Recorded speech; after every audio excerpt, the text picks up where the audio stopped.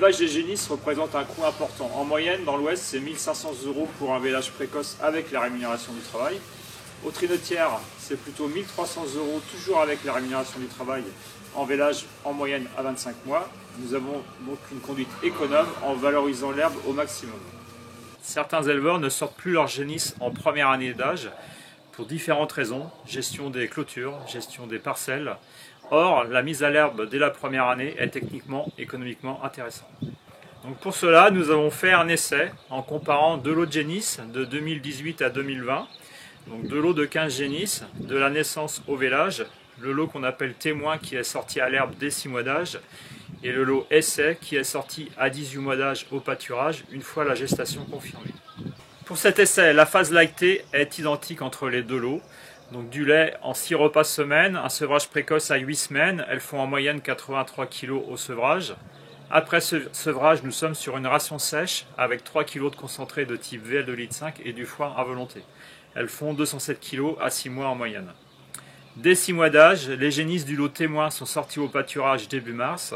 Les copines du lot essai sont restées en bâtiment. Des précautions particulières pour une mise à l'herbe en première année? Pour la mise à l'herbe en première année, il faut un parc bien clôturé. Donc concrètement, c'est un filet électrifié positionné devant un grillage à moutons. Il faut réaliser une transition sur 15 jours. Par exemple, chez nous, c'est donc 3 kg de concentré en bâtiment. Elle passe au pâturage avec 1 kg de concentré type VL2,5, plus 1 kg de céréales, du minéral, du foin à disposition dans un bâtiment et de l'eau à volonté.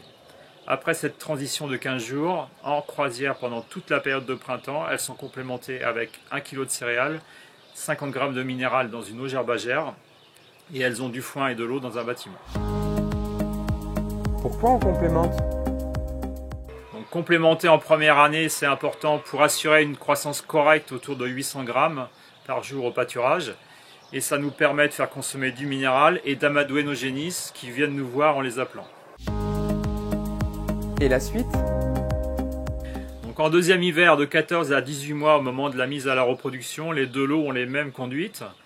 Donc c'est une ration distribuée 3 fois par semaine, le lundi, le mercredi, le vendredi. L'ingestion en moyenne par génisse est de 4,2 kg matière sèche en silage maïs, complémentée avec 1,1 kg de tourteau de colza, 100 g de minéral et de la paille à volonté, 2,7 kg de paille. Cette ration a permis une croissance de 800 g en moyenne par jour. Elle est 200 g au-dessus de l'objectif qui était à 600 g. Donc au second printemps, nos génisses sont toutes sorties au 23 mars au pâturage.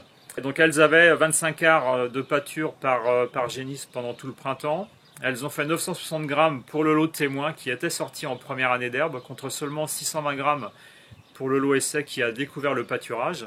Le lot essai n'a pas exprimé de croissance compensatrice puisqu'il a découvert le pâturage et il n'était pas immunisé. Concrètement, c'est quoi la croissance compensatrice?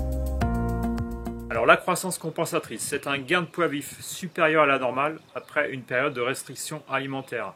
Concrètement, la restriction alimentaire, c'est l'hiver où on peut économiser du fourrage ou du concentré et ça nous permet de compenser au printemps avec de l'herbe de qualité en quantité. Elles font le même poids au vélage?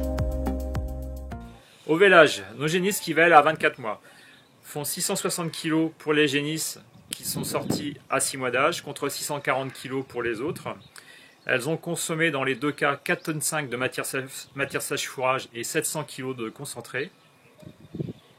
Au final, le coût alimentaire rendu auge pour le lot témoin qui est sorti en première année d'herbe est de 610 € contre 640 pour le lot qui n'est pas sorti en première année. Si je récapitule, faire pâturer ces génisses dès la première année en les complémentant pour un vélage précoce, c'est possible.